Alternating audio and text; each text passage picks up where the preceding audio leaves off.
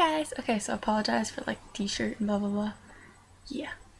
As you can tell by the title, I'm going to be reviewing The Host, both the book and the movie.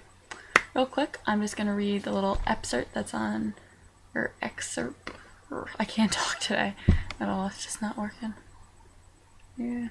I'm gonna read the little excerpt that's on the webpage. I'm assuming this is what's written on the back of the book too. I just didn't actually have the book. I read it on the Nook, so yeah. Alright. Melanie Stryder refuses to fade away. Our world has been invaded by an unseen enemy that takes over the minds of human hosts while leaving their bodies intact. But Wanderer, the invading soul who occupies Melanie's body, finds his former tenant refusing to relinquish possession of her mind. As Melanie fills Wanderer's thoughts with the vision of Jared, the human who lives in hiding, Wanderer begins to yearn for a man she's never met. Soon Wanderer and Melanie, reluctant allies, set off to search for the man they both love.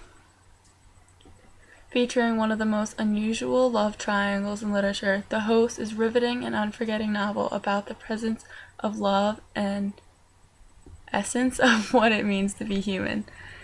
I'm assuming, because this is what is, I don't know, that last part was weird. But yeah, so basically it's about these aliens that, they kind of refer to them in the book as, like centipedes, and which is kind of gross. But basically what they do is to insert these aliens, they do a slit down your like neck, and let them crawl inside, and they kind of attach onto your brain. They take your memories, and they just kind of have control over your body. But for some reason, Melanie was stronger than most people, and was kind of able to overcome it. Because normally when these aliens like come into your body, your mind kind of just shuts down, and it's like your soul has been taken out of it. Like you're just not there anymore. But Melanie's kind of been in her mind. Whenever I explain this book to somebody, I guess I always considered Melanie almost there as her subconscious mind, because like only the Wanderer, which is what they call the soul that took over Melanie's body, she's the only one that can hear Melanie. So yeah, it's just kind of like somebody in the back of her mind. It was a pretty good book. Couple of interesting twists to it that are a little like weird, about like how Melanie was kind of fighting with her emotions, and like there were some things that like she didn't want her body doing, but at the same time she did, and like she's like fighting with herself, and it was actually really interesting to kind of see. And you can't help but think like, what would I do if like I saw somebody like controlling my body? Like if I didn't have control over my hands anymore, and I was just sitting there watching this whole thing happen. Like, oh, it's insane. It is a little bit of a lovey-dovey book. The trailers for the movie kind of made it seem a little badass, but it was very lovey-dovey. Basically, this is somewhat of a spoiler, but it's really not. So if you don't want to hear any spoilers, skip ahead like a minute. Actually, you should probably just not watch the rest of this video. Okay, so Melanie is in love with the guy Jared, which is what I had talked about in the beginning. She met him. They're some of the only humans left. She's absolutely in love with him. But now that Wanderer has Melanie's emotions and memories, and all these memories of hanging out with Jared and being with him, Wanderer now falls in love with him. But she kind of knows that she's not really in love with him, that it's really just the body that kind of like yearns for him. Well,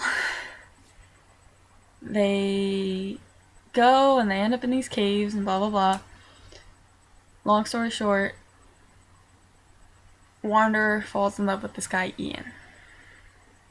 Now, because she falls in love with Ian, but Melanie's not in love with Ian, like, Wanderer obviously wants to, like, kiss Ian, but Melanie's like, no, excuse me, you're not kissing him, and, like, she's, like, arguing with her the whole time.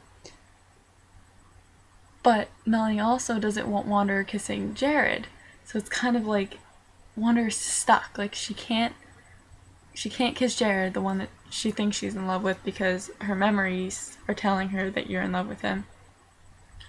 But she also can't kiss Ian. It's like, she's so stuck. And it's actually really funny to, like, kind of hear the arguments that go back and forth between Melanie and the Wanderer. The whole thing was cool. And they actually did a fairly good job portraying that in the movie.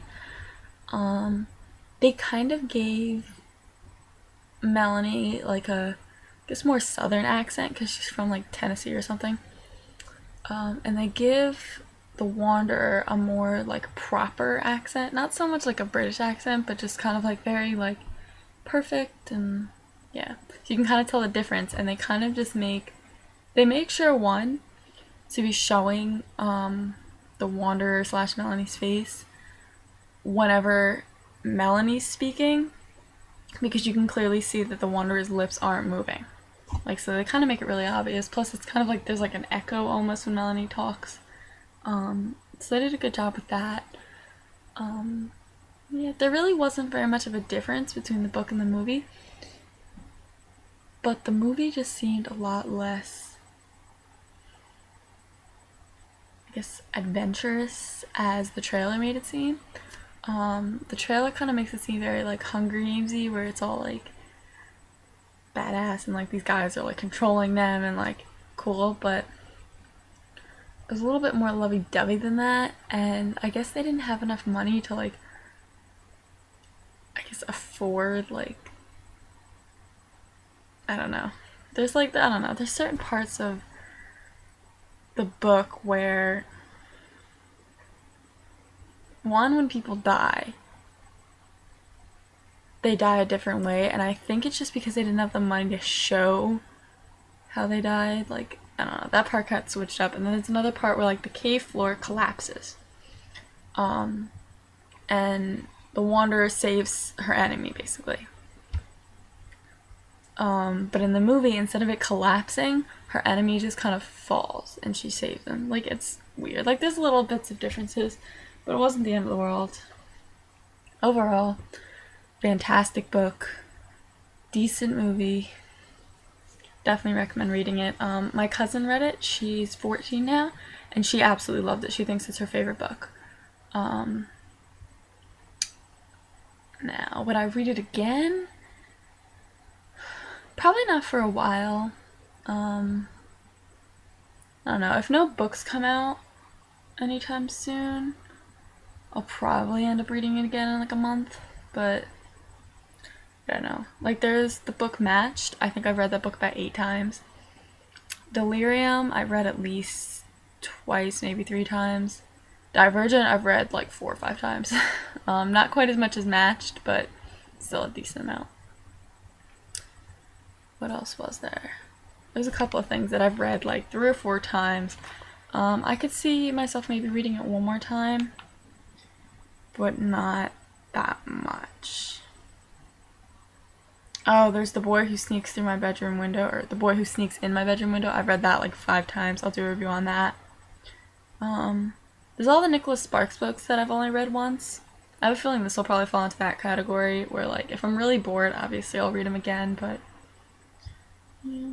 Oh, Hunger Games, obviously I read that like 3 times.